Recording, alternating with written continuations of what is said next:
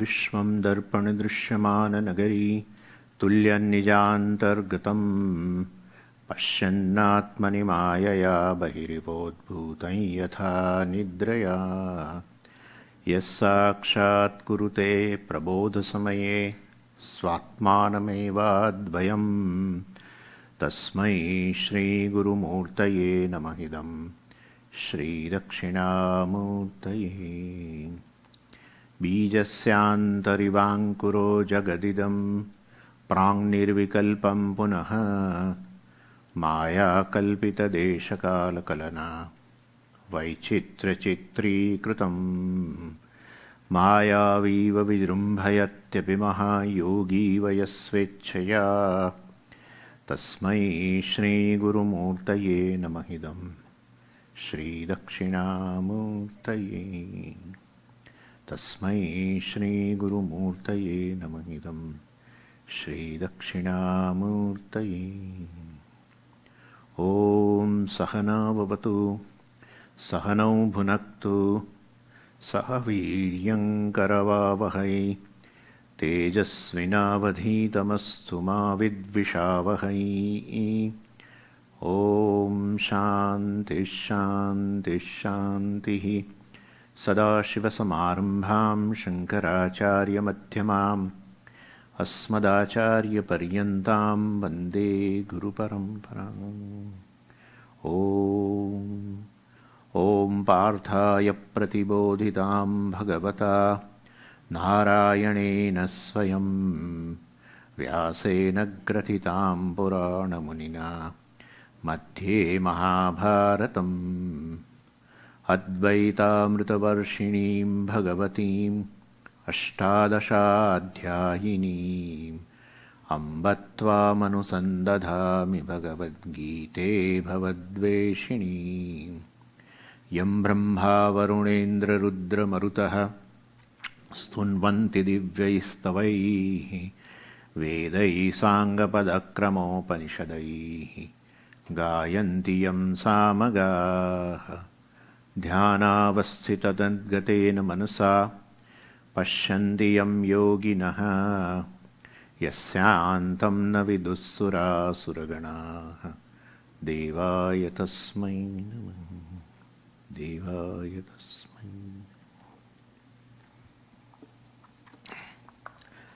Third verse. मनुष्याणां सहस्रेषु कश्चिद्यतति सिद्धये यततामपि सिद्धानां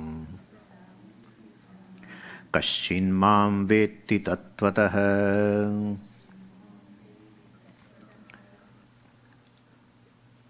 So we have started this Madhyama Shatakam, chapter 7 to 12. It is a different subject matter. The subject matter is Ishvara, which otherwise in Vedanta called as a Tat-pada.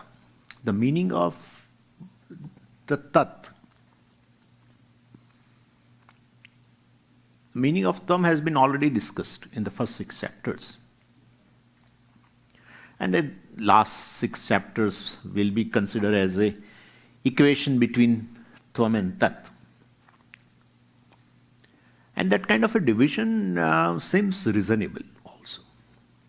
Acharyas have done division, but that seems reasonable because most of the things which will be discussed between chapter 7 to 12 pertaining to Ishvara.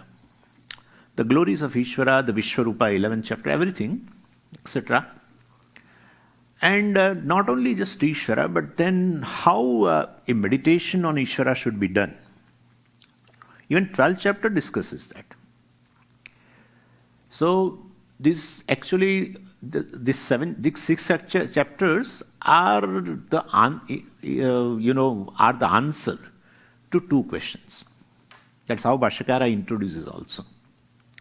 First question is, who is Ishvara? Oh, everything is Ishvara. The total is Ishvara. What is Ishvara, as Puja Swami says? So, but what is Ishvara means what? That is discussed very well. And how to practice meditation on Ishvara. Because the first 6 chapter, at the end of the 6th chapter, Bhagavan said, Yoginam api sarvesham madgatena antaratmana shraddhavan bhajate yo mam same yukta tamo matah. Bhagavan says, meditation on me, 6th chapter, meditation, the last verse. Meditation on me is better than meditating on devatas, limited devatas. Worshipping in general. Worshipping a devata is not good, is inferior than worshipping Ishvara. So he said meditation on Ishvara is better. Okay, nice. I will meditate on Ishvara. But then who is Ishvara? That has not been discussed in 6 chapters, first 6 chapters. And therefore, first to be answered is this. Who is Ishvara? In total. And how to practice Ishvara Dhyana. Iti Prashnabijam Upanyasya, Pashakara says. Prashnabijam. So, in this 7th chapter, beginning itself has this seed of these 2 questions. Arjuna did not ask. Bhagavan think that Arjuna must be thinking like that. When I say that Ishvara Dhyanam is better than Devata Dhyanam, maybe in Arjuna's mind, this is going on, who is Ishvara, etc. And how to practice is the meditation on Ishvara. That kind of a thing will be there perhaps in Arjuna. So, thinking about that, Bhagavan, imagining these 2 questions in Arjuna's mind, Bhagavan started answering from the first verse onwards. And in the first verse, he introduced first, who is the seeker, actually spiritual seeker? What is the description of the spiritual seeker? If you want to define a spiritual seeker, I'm a spiritual seeker. Then what kind of qualifications are there as a spiritual seeker? Spiritual seeker is seeking spirit, means seeking Ishvara, Atma. Bhagavan says, Mai asakta manaha. First, we have seen, but I'm just Mai asakta manaha. He is interested in me only. He is interested in Purna Ishvara. That's it. His goal of life is moksha. He is interested in Ishvara or he is interested in moksha. It is the same thing. The very aparoksha jnanam of Ishvara is moksha. That's it. The immediate knowledge of Ishvara is moksha. Because Ishvara you know as a self. And that is moksha, because self is free. So Ishvara Jnanam basically means one knows and one gains mukti also. So he is interested, Mai asakta mana, he has a goal of a moksha. That's the first characteristic of a spiritual seeker. Second is mad ashraya. So for attaining that Ishvara, for gaining Ishvara Jnanam, Atma Jnanam, he madashraya, he takes my support. So goal is also Ishvara, the path also is Ishvara. Means he is seeking my grace. That's it. He is seeking my grace. That's the second qualification. Third, in the first line itself, Bhagavan describes all the 3 characteristics. Third is a yogam yunjan.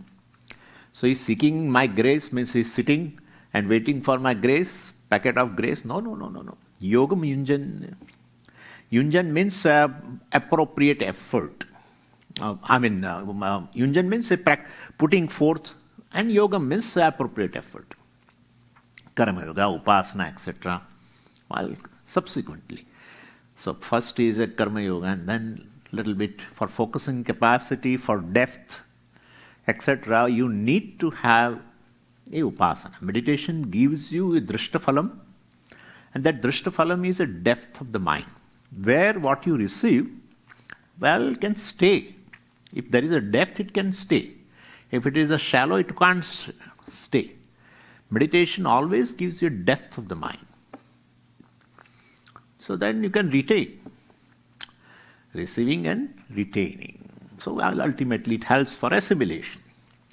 So yogam stands for all the three, karma yoga, upasana and jnanam. Yunjan, well, definitely putting forth this effort, putting forth this appropriate effort.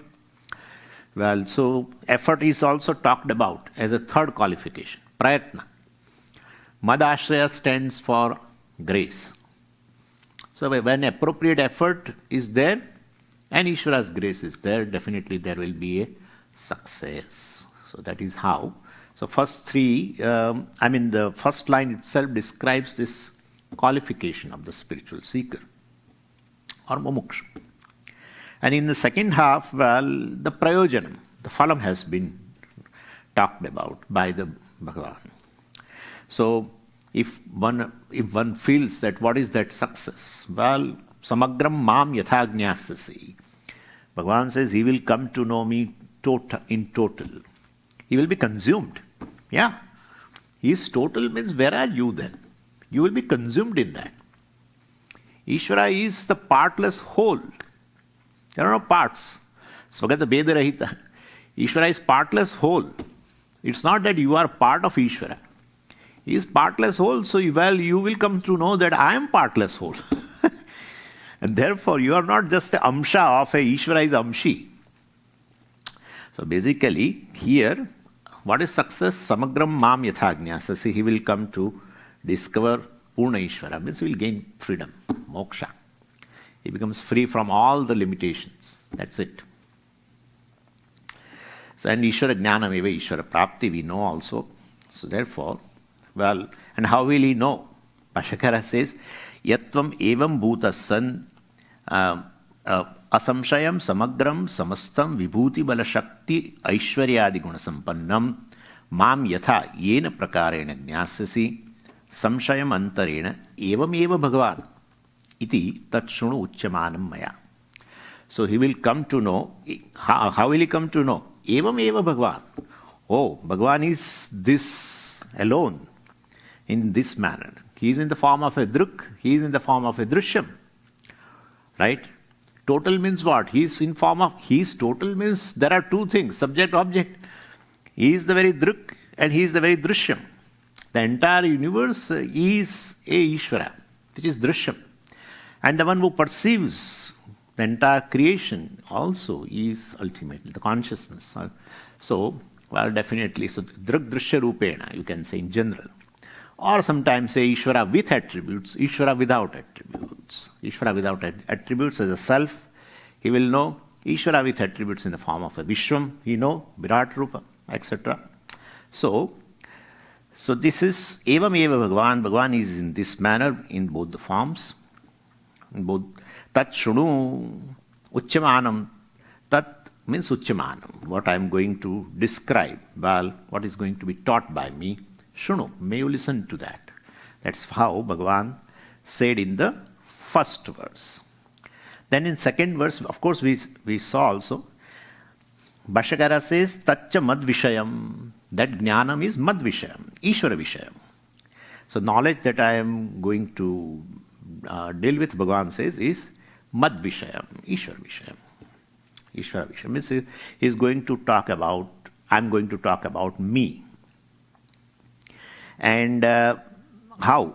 Bhagavan says in that second verse, Jnanam teham savijnanam idam vakshyami asheshatah yajñatva neha bhuyonyat jnatavam avashishyate. I am going to give you jnanam and vijnanam. So, Shankaracharya translate this vijnanam as a anubhava sahitam jnanam. So, it's a knowledge along with Ishvara anubhava. So, what is Ishvara anubhava? Basically, Ishvara is a consciousness. And so here, Anubhava, we have to translate it as a direct knowledge. Atma Jnanam or Ishvara Jnanam basically is a direct knowledge. Atma Anubhava or Ishvara Anubhava is a Ishvara Jnanam or Atma Jnanam, direct knowledge. Because Atma is ultimately consciousness. And its presence is never lost in any form of experience. In form of, if you have a hearing experience, seeing experience, eating experience, any experience, consciousness is never missed in any experience. And therefore, consciousness is a content of, in fact, every experience. In experience, if you say the experiencer, the object of experience, the very experience which connects these two, whole thing is non-separate from basically consciousness. And therefore, you recognize consciousness as this content of every experience. That's how they call Anubhuti Swarupa. So that is only criteria is every experience ultimately is non-separate from the consciousness. Consciousness is in the form of experiencer, the very object of experience, and the very experience itself. Only that consciousness is to be recognized as limitless, as a Brahman. That is revealed by Mahavakya. But many masters, you might have heard if you read this books of masters, various spiritual masters, you will find that they always say that self is to be experienced. They say like that. It implies that it is not available in our common experience. Well, definitely it has to be experienced by some special means. But that's not correct. If the self is the consciousness, of course that is Ishvara by nature, Swarupa, well, then the experiencer is never away from consciousness. Experiencer, is the self. Self is not experiencer, that's for sure. Self is not experiencer, self is self. These are all adjectives. These are all qualifications to the consciousness. Mithya qualifications. Therefore, experiencer is the self, non-separate. Anyway, experience object also is not independent of consciousness, and very experience also is not outside consciousness. And therefore, this ever-present consciousness in all the experiences, that is mistaken as experiencer. Ever-present consciousness in all the experiences, the very content or the truth of all the experiences, that Atma, that self, that Ishvara, basically is mistaken as a just experiencer. And when it is taken as an experiencer due to self-ignorance, of course, then the object of experience automatically becomes different.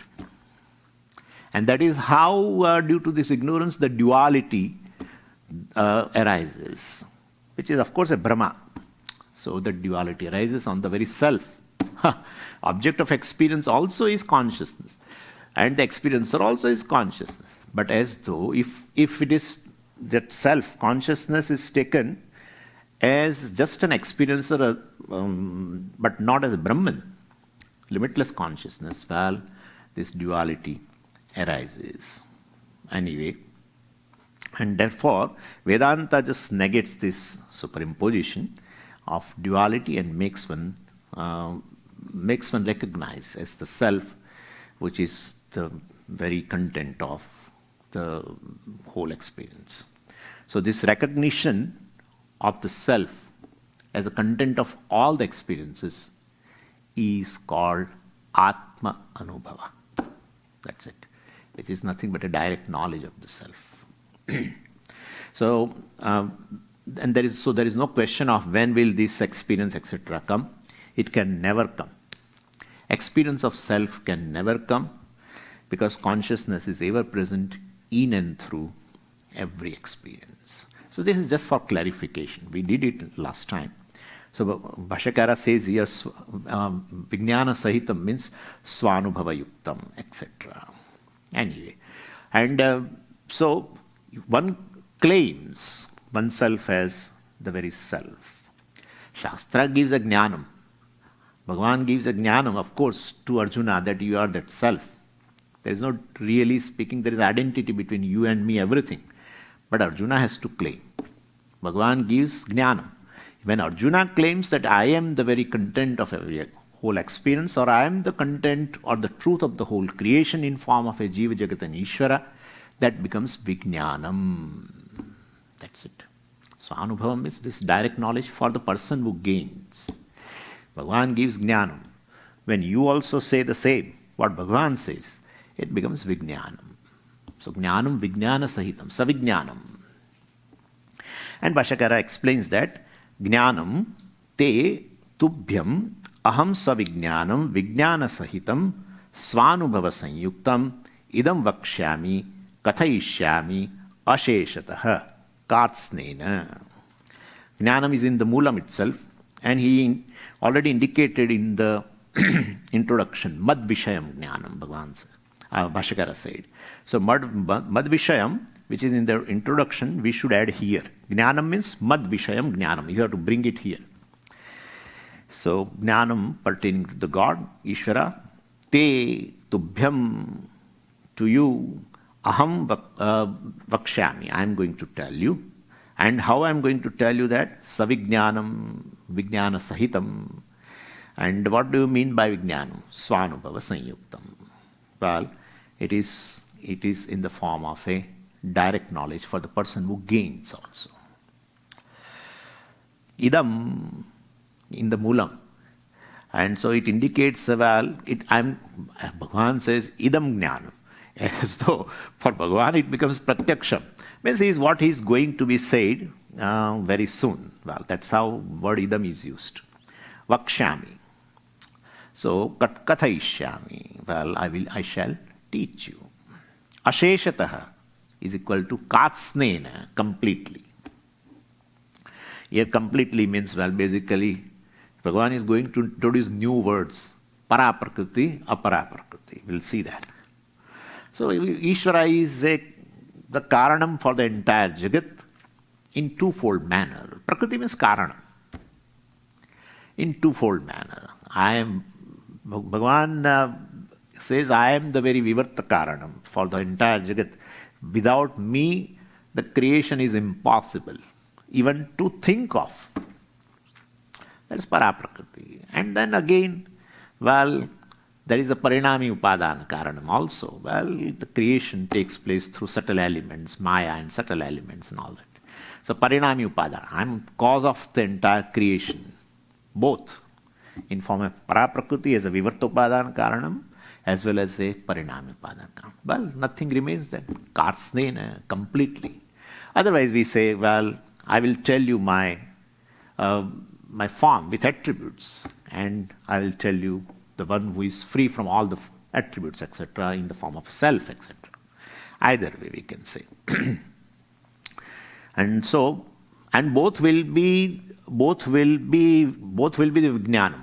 Both will be subject to our direct knowledge. Even this world itself, which we are experiencing, that becomes a vijnanam. Bhagavan says this, everything is me. As a apara prakriti, everything is me.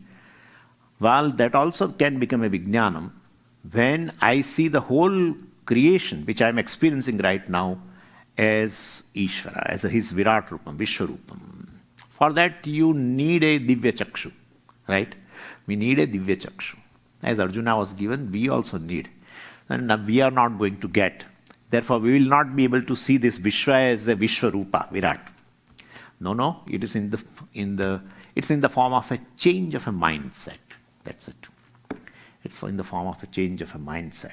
Divya Chakshu is nothing but bringing the divinity in our understanding of Vishwa. That's it.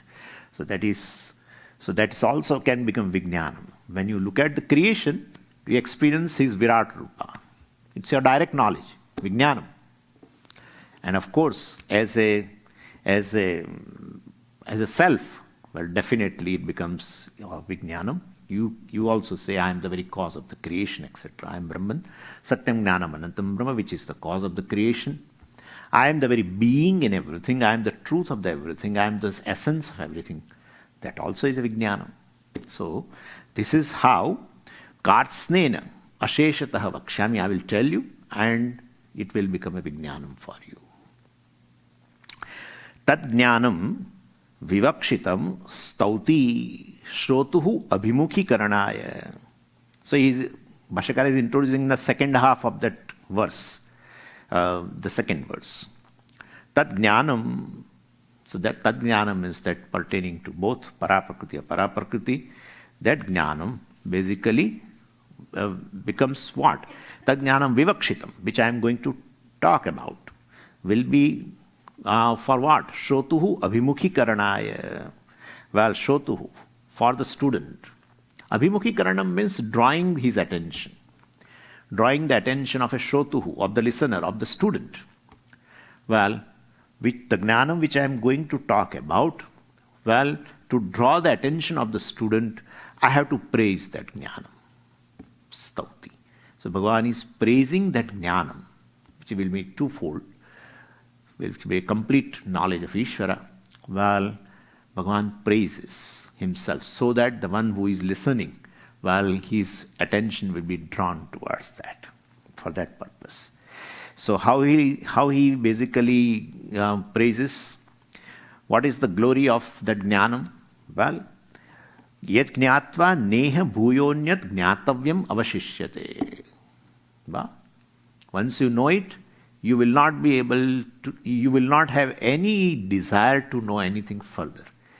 You basically, definitely, you will feel that there is nothing else worth knowing. Bhashyakara explains that. Yat jnatva, yat jnanam jnatva, na iha bhuyah punaha jnatavyam purushartha sadhanam avashishyate, na avasheshaha bhavati. Iti mat tattvajnyaha yaha saha sarvajnyaha bhavati iti arthaha. Ataha vishishta phalatvat durlabham jnanam. Yad jnatva. So that is in the moolam, in the shloka. Yad jnanam jnatva. While having gained this Ishvara jnanam, so yad jnanam jnatva, iha means in this world or in this manushya janma. Well, bhuyaha means punaha. Bhashyakara himself says, again or more, jnatavyam anyat na avashishyate. So, after knowing Ishvara, there is nothing else to be known, or there is nothing else worth knowing. So, Shankaracharya ji quietly adds Purushartha Sadhanam. So, there is nothing else worth knowing as a means of Purushartha. That is what we do. Out of 4 Purushartha, let us leave aside this moksha. And the other 3 Purusharthas are there, Artha, Kama and Dharma. Well, those pursuits are there, then we have a knowledge of that. What are the objects of security? I know. Then only I pursue. What are the objects of pleasure for me? I know. Then I pursue. There will not be any desire of anything unless you have a knowledge of it. I have desire of a thing, Swamiji. What? Unknown. Cannot be. So definitely Jnanam is there in other Purusharthas, and of course Dharma also, Punyam, etc. You know what are the actions which produces Punyam, which will result into a future favorable situations, desirable objects I can gain. All knowledge you have. So all the 3 Purusharthas basically require a Jnanam, but that Jnanam is a means to acquire this Purushartha, well, later. Moksha is something very, very typical thing. Ishvara Jnanam itself is a Purushartha, result. Jnanam, Ishvara Jnanam, Ishvara Prapti. Ishvara Jnanam is equal to moksha, either. So this is very typical, unique knowledge, where Jnanam, it generally becomes a means to acquire an end, in terms of Artha, Kama and Dharma. For moksha, Jnanam is not a means. Jnanam itself is an end. Self-knowledge is equal to self-freedom. Right? Or Ishvara, knowledge of Ishvara is freeing oneself. Because Ishvara being in the form of the self. And definitely. So, here it is very different. So, Bhashyakara says, Purushartha Sadhanam, there is nothing else. Once you know Ishvara in totality, well, definitely, even as a self, well, Purushartha Sadhanam, there is nothing else worth knowing. Nothing else worth knowing as a means of Purushartha. Once this Jnanam comes, I think all the 4 Purusharthas are attained. Why Swamiji says, I think? Because I'm going to come to that topic. Once you no Purushartha includes moksha. No Purushartha. Artha does not include moksha. Artha means objects of security. Moksha means freedom from insecurity. Moksha means freedom. Freedom from insecurity. Objects of security acquire, well, it includes moksha. I will become free from insecurity. No, sir. No way. Objects of pleasure I get, kama. It includes moksha, Swamiji. Freedom from sense of limitation, sense of sorrow. I will definitely gain it. No. Because moksha is something nitya vastu. Means if I acquire an object of happiness, I will become free from sorrow permanently. No, sir. That doesn't happen. That doesn't happen. Not a single purushartha includes moksha. Not three, all the three together also include moksha. Moksha includes all the three. Knowing the self which is timeless, persons become secure forever. The very first thing is this fear of death goes away. Fear goes away. That's how moksha has been equated as a abhaya pratishtha in Taittiriya. Abhayam pratishtham vindate. So then there is a question of seeking artha, objects of security. I am already secure. One is aware of oneself that I am totally secure, I am timeless. One thing which never goes, which is ever present, is this self. The time, the concept of time, space, and the whole creation comes and goes. I am the one who is adhishthana, the truth of everything. Then there is a question of insecurity. What insecurity? Right? So moksha includes artha. Moksha includes kama also. Whatever one enjoys in one's life, ultimately one enjoys oneself. That is how, while describing Anandamaya Kosha in Taittiriya, there it is very nicely said. Tasya priyameva shiraha modo dakshinah pakshah pramoda uttarah pakshah brahma puchcham pratishtha. The pratishtha of all these three, priya, moda, pramoda, which are in the form of the vrittis, ananda vrittis, with a taratamya, with a gradation, that ananda is Brahman. Anando brahmeti vyajanat, later Bhrigu said. Anyway, my point is ultimately, once you know that basically I am full and complete, definitely, now he doesn't seek objects of happiness, pleasure, kama also has gone, etc. And dharma, of course, stands for a force, punya, papa, etc. Then punya, basically. Then definitely now he doesn't want punya for acquiring future artha kama. No. All the three purusharthas are included in moksha. Therefore, purushartha sadhanam na avashishyate. So, now purushartha sadhanam. For gaining some purushartha, I need some knowledge, etc. of the objects of security and pleasure. No. Anyat na avashishyate. Purushartha sadhanam anyat na avashishyate. So, na avashishyate. Nothing remains worth knowing as a means of gaining some purushartha. Because there is no purushartha left to begin with. If purushartha itself, the pursuit itself doesn't remain, there is a question of knowing a means for that purushartha. So this is the glory of this knowledge. Bhagavan is going to give this knowledge of himself. So this is the glory of that. Jnatavyam navashishyate. But then one basically still knows. All our wise people try to know here and there few things. It's a hobby, basically. So it's not going to improve oneself. So, but this is the thing. Anyway. And this is the only knowledge. That's how Paravidya alone is a Vidya. Aparavidya is not a really speaking Vidya. Paravidya alone is Vidya. What happens is, in Aparavidya, which is pertaining to the knowledge pertaining to all this things other than oneself, of course. Well, we always try to improve that knowledge. This amendment is all in the field of anatma only. Anatma means aparavidya. So knowledge pertaining to various objects, and it has no end at all. And because there is always a scope for improving, right?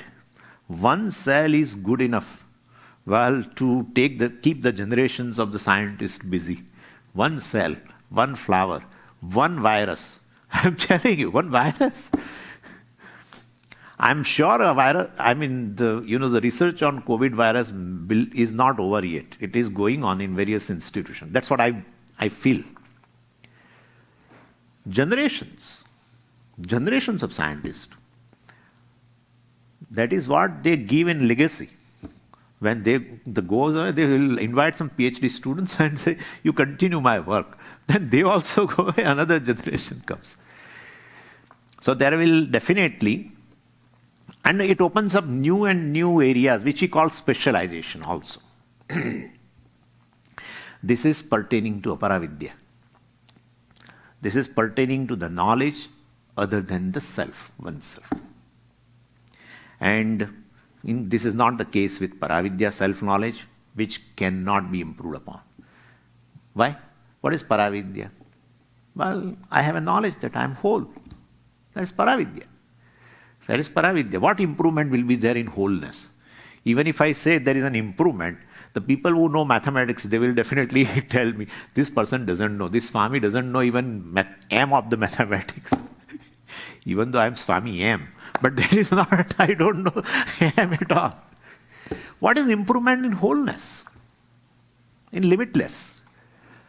More than limitless. When you cannot improve knowledge, when you don't negate the knowledge which is previous, when you improvement, definitely you have negated a certain piece of the knowledge which was there in previously. That alone is called jnanam. Avaditam jnanam.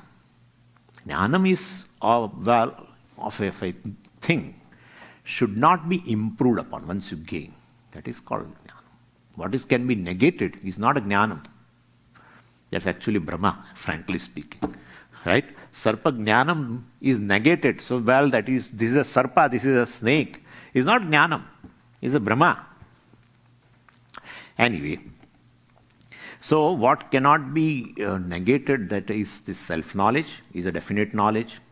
Regarding that self, we have a different opinions, of course, which we call as now mistakes. But the self-knowledge is, I am whole. That's a Paravidya. Anyway, so this is the glory of this. You gain all the Purusharthas. Iti, so Bhashyakara says, iti here hetvarthe, means therefore, yaha mat tattvajnaha, mat tattvajnaha means Ishwar tattvajnaha, the knower of Ishvara's Swarupam, tattvam means Swarupam, Vinyaha, the knower, tattvam janati. So, whoever is the knower of Ishvara's Swarupa, saha sarvajnaha bhavati. He will become omniscient. Iti artha. This is the meaning.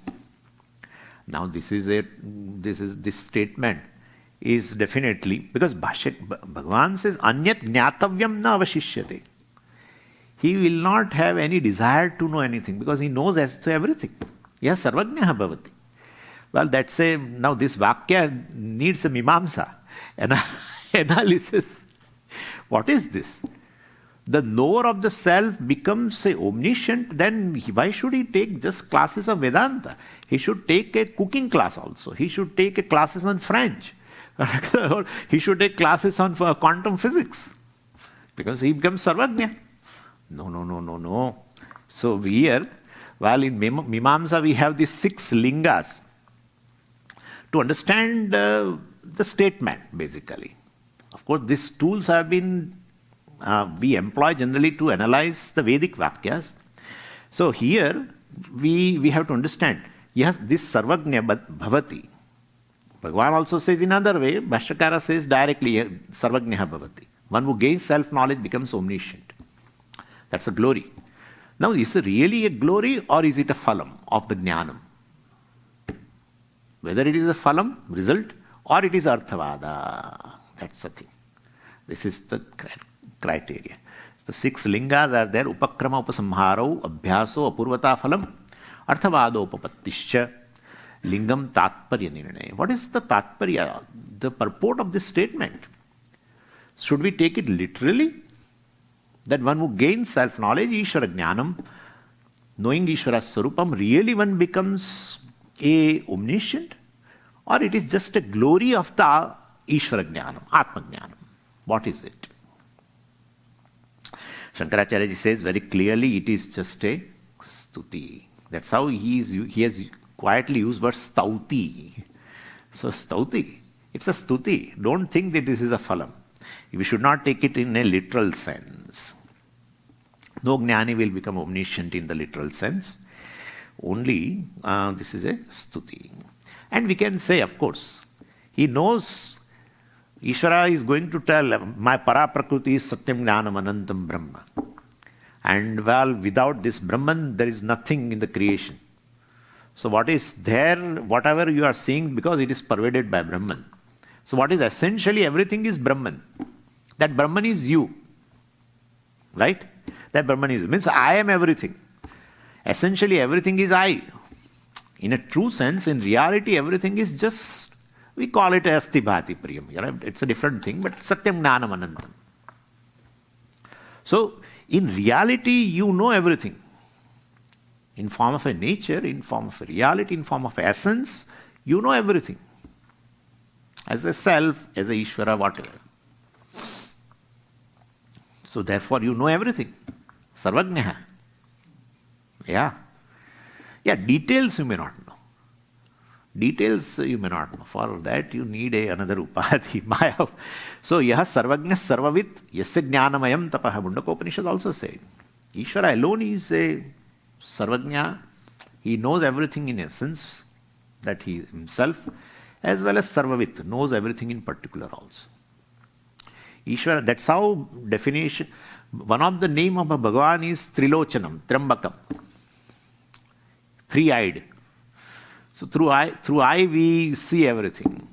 Bhagavan also, well, has this three eye by which he knows everything. And these three eyes are basically 3 periods of time. That's one of the way of saying Trilochanam or Trambakam. He knows past, present and future simultaneously. Past, present and future simultaneously. He is a really sarvajna. Utpattim pralayam chaiva bhutanam agatim gatim vetti vidyam avidyam cha savachyo bhagavan iti. Well, elsewhere, I think in Vishnu Purana also, it has been said, definition of Bhagavan has been given.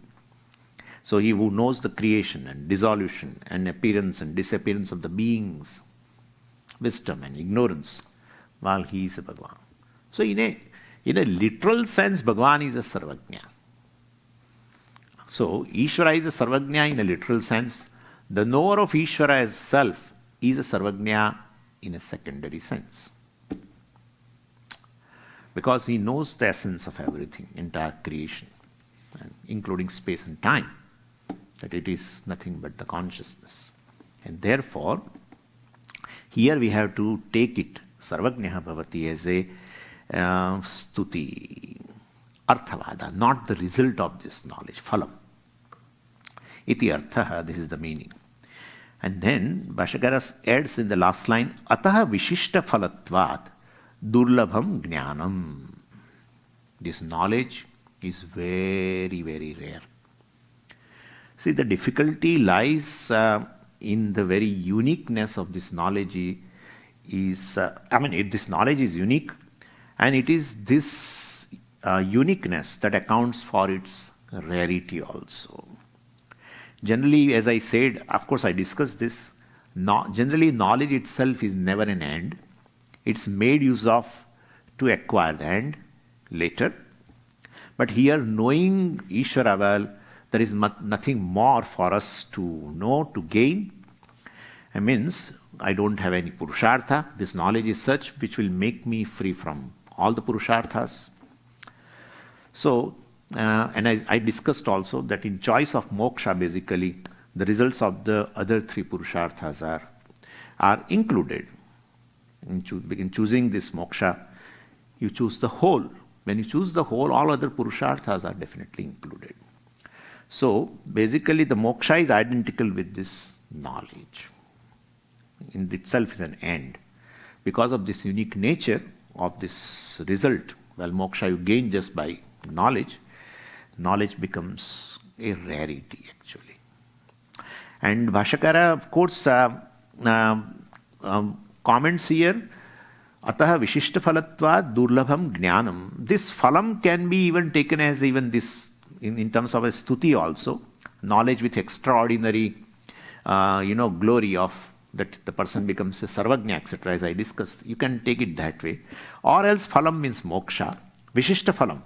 Moksha is a Vishishta Phalam because it's a unique phalam which includes all the purushartha. If you gain moksha, you gain everything. That's it. Right? So Brahmana saha sarvan kaman samashnuta. Brahmana saha, in form of Brahman, he gains everything. Sarvan kaman samashnuta. Samashnute. He gains everything in form of Brahman, knowing Brahman. Just knowing Brahman. Brahman is something which is whole, partless, whole, limitless. Anyway, so but Shankaracharya ji, why he says like this? Bhagavan does not say Durlabham something, nothing. Why Shankaracharya ji says Durlabham Jnanam, etc.? Why Shankaracharya is commenting like this? This knowledge is rare. Because this is the seed for the next shloka. He's making the statement for getting us ready for the next shloka, in which it is going to be told this is knowledge, is pursued by very rare, kaschit. Someone, 1 in million, that's the expression. 1 in million will pursue this. How many people, Swamiji, attend Sunday classes? Millions. Kya baat hai? Only few. Anyway, so that is how it is durlabham, rarity of this knowledge. So Bhashyakara, puts it as a seed here. Okay, let's read verse number 3. That we have already read. Anyway, Bhashyakara says, Katham iti uchyate, Katham durlabham iti uchyate. Because Jnanam durlabham, Bhashyakara said, Ataha Vishishta Phalatva Jnanam durlabham. Katham durlabham. Well, how can you say it is durlabham? How can you say it is rare? Well, simple answer we can give. Humanity is not interested in this, knowing Ishvara. Or humanity is not interested in Ishvara Prapti either. Humanity is not interested. Either there is no time for that, or even if time is there, there is no interest. That's it. But suppose I have an interest and I have a time. Still this knowledge is very rare to me. Swamiji, I always feel that after I am listening since long, but let me tell you very frankly, I still feel this knowledge is very difficult to gain. Well, that is there. That is there. There is another reason for that. Now there is no excuse of a time, no excuse of a busyness and etc. There is a real reason, because of which any knowledge can become either easy or difficult. That's a preparedness. So, knowledge is rare because it is difficult to gain. Any knowledge is of course difficult when you are not prepared. And knowledge becomes easy for you when you are prepared. So basically, frankly speaking, this easy etc. doesn't go with the knowledge. In as much as to see you, how much effort I require. Right? Nothing. I have to just open the eyes. The preparedness on my part is I should have eyesight. That's it. If I have eyesight and if I open, I just see you. Therefore, even the word easy also doesn't go with, frankly speaking. But anyway, so what we want to say is, well, this person, if he is not able to gain the knowledge, well, he is not prepared. Preparation is difficult. Preparation is definitely difficult. Sadhan chatushtaya sampatti, etc. is a challenge. And if preparation, if it's not there, definitely knowledge also appears very difficult. And how difficult it is been told by Bhagavan in this third verse. Anyway, let's read Bhashyam now.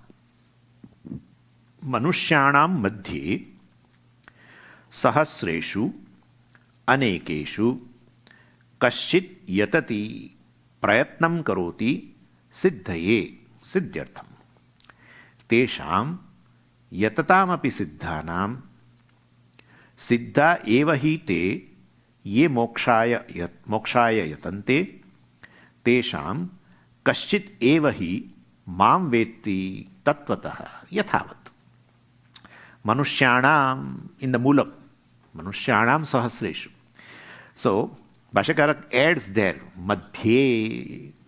Manushyanam is a sixth case, Ramanam. So Bhashyakara says this is a specific type of a sixth case. So when you put this madhye, it makes a sense. It's called Nirdharana Shashti. Among this various, among the human beings. In fact, being a human being itself, you have a capability to know this, right? So, Manushyattam itself is a general qualification. Manushyattam, Mumukshuttam, Mahapurush. So, point is, Manushyattam is a general qualification. Then, well, I am qualified. Then why Bhagavan says, Manushyanam madhye kaschit, one among million? Why Bhagavan says like that? So, Manushyanam madhye, well, among the human beings, sahasreshu, mulam, anekeshu, sahasreshu, among thousand. No. The word sahasra in Shastra is always used for millions and billions and trillions. Sahasra Shirsha Purusha, Sahasraksha Sahasrapat. Right?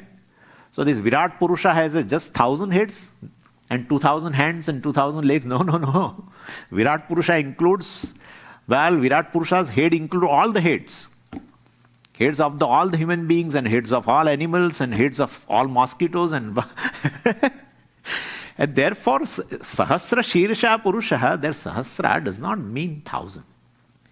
Billions and trillions and whatever you mean. Anekeshu.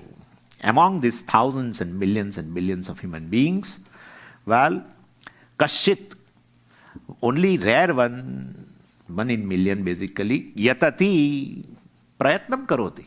Oh, this is also very unique. Billions of people are there, only someone strives or everyone strives. Everyone is putting effort. Why it is saying like this, Yatati Prayatnam Karoti? Everyone is striving. That is true. Everyone is active, makes effort. But for things other than oneself. They are putting in efforts for things other than oneself. Why? Why they are striving for the things other than oneself? Well, because they are not comfortable with themselves. They are not happy with themselves. So, if you are not happy with yourself, you have to acquire something in order to keep yourself in good humor.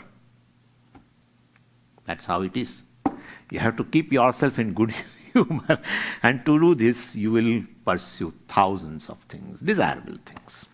Whereas this person, this rare one, he is also yatati, prayatnam karoti, because he has done some homework. That's how he is striving for moksha, Ishvara Prapti. What homework he has done?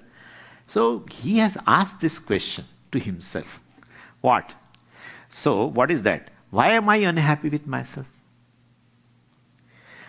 Am I unhappy by nature, or am I unhappy just taking myself to be so? I appear as an uncomfortable with person to myself, unhappy person to myself. There is an uneasiness centered on oneself, which is called sorrow. That is sorrow. So this is a reality. Am I really like that, or it is something? And if it is my nature, how can I become happy, comfortable, acceptance of oneself in a certain situation? Nature cannot go. Nature of a given thing cannot go. Nature of a given thing goes means thing goes. Coldness goes, definitely snow or ice goes. Nature of a thing cannot go. If so, by nature, if I am an uncomfortable, unhappy person, then why in between I become happy person? and such that this unhappiness, limitation, etc., all go away when I go to deep sleep state. I definitely exist in deep sleep state. It goes away for hours together, and I experience myself as a happy person, free from any limitation. Therefore, there is something, well, I have to discover this. So, this person also ultimately discover that, well, I have a certain notion about myself based on self-ignorance, right? Self-ignorance, well, and there is self-judgment. Therefore, definitely, I have taken myself as a limited being, unhappy being. I am really not.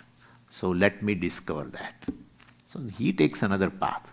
So he is yatati, kashit yatati. This person, he strives for moksha. And then yatatam api siddha. Bhashyakara says further, second line of the verse, tesham yatatam api. So tesham, even for those yatatam, well, who are striving, seekers. And we can apply here, we can supply madhye also. So tesham yatatam madhye, the people who are striving, even among those who are striving, siddhanam, that's a typical thing. Siddhanam. Actually, see, if you see here in the Moolam, Manushyanam sahasreshu kashid yatati siddhaye. The word is siddhi. So kashid, someone, the rare one in million, strives for siddhi, strives for moksha. Siddhaye is the fourth case for moksha. So siddhi means moksha. So siddha is one who has gained already moksha. But here it is said, yatatam api siddhanam. So the people who have already liberated, they are striving for what? Liberation. This is what? This is what? Tesham yatatam api siddhanam. So Bhashyakara has to explain what siddha now. Responsibility. Siddha eva hi te. Well, ye mokshaya yatante. They are as good as siddhas. As good as. Why they are as good as liberated people, or they have gained moksha? As good as why? Well, because they are committed to this knowledge. Yatati, prayatnam karoti. They are committed to this knowledge, so they are going to gain moksha. Definitely, they are going to gain moksha. Are there any examples? So many examples are there. The person is second year of medicine, third year of medicine. People start calling him doctor. He's not a doctor. He's not a doctor, but people call him a would-be husband, fiancé, and all this also are there. PhDs also are like that. Just submitting the thesis, this is just, I saw like that. So you submit the thesis, and then in India there is to be a viva. I mean, they take a interview. Means if really you know the subject matter or not. So then some referee will come and they will take your viva. And then there will be a award given to you when the convocation happens and all that. Before that, everything. This fellow starts writing doctorate. So doctor, etc. So would be actually, but they write. Point is, ultimately here this siddha, they have not yet gained moksha, but they have committed themselves to this pursuit of jnanam, knowing Ishvara, knowing Atma, and therefore, well, they will know. One day they will definitely know it. So that's how here it is called yatatam api siddhanam. Anyway, siddha evahi, siddhaha evahi te. Means they are as good as siddhas. Moksha yatante, for gaining moksha. And then Shankaracharya says siddhanam, then ye moksha yatante, then well, kashit, tesham kashit eva hi mam vetti tattvataha yathavat. So those who are serious seekers and who have this, who are committed to this, kashit, among these people who are striving for the moksha, kashit, some rare one, Mam vetti, one knows me. Tattvataha. Tattvataha means in reality. Yathavat. Properly, completely, clarity. Clarity. This is called Vijnanam. Bhagavan gives knowledge that you are Brahman, Jagat Karanam, everything. That is not Vijnanam for me. That remains as a Jnanam in my head. When I start claiming that yes, I am Jagat Karanam, then it becomes Vijnanam. So Yathavat. So in reality, well, he knows me. He gains moksha, etc. He gains Ishvara Prapti. So this is like, one person, Bhagavan wants to say one person knows me, others are in a process of knowing me. We have to say that. Among people who are striving, one knows me. It's like marathon. It's like marathon. So, or it is like in India, we used to take a walk in a particular month, especially that Navaratri comes, what is that Navaratri? Before Diwali. What is it? What Navaratri we call it? Sharada Navaratri, yeah, Sharada Navaratri.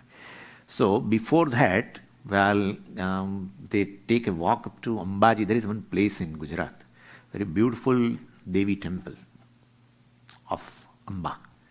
So people take walk. It may take, from Ahmedabad, it takes it is 180 kilometers, so maybe 5 days or something. Every day you walk 30 kilometers or something. And then you reach. But in the process, hundreds of people go in a group, single group.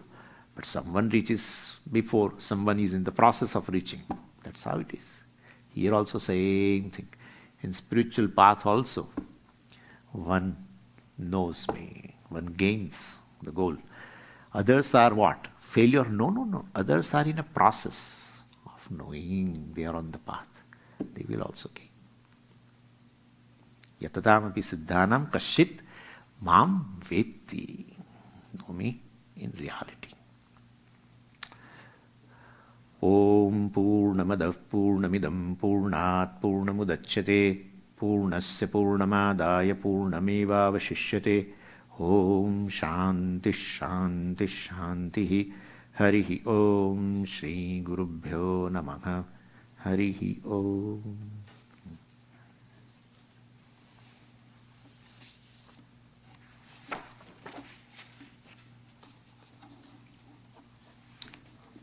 So 11:30 now, class.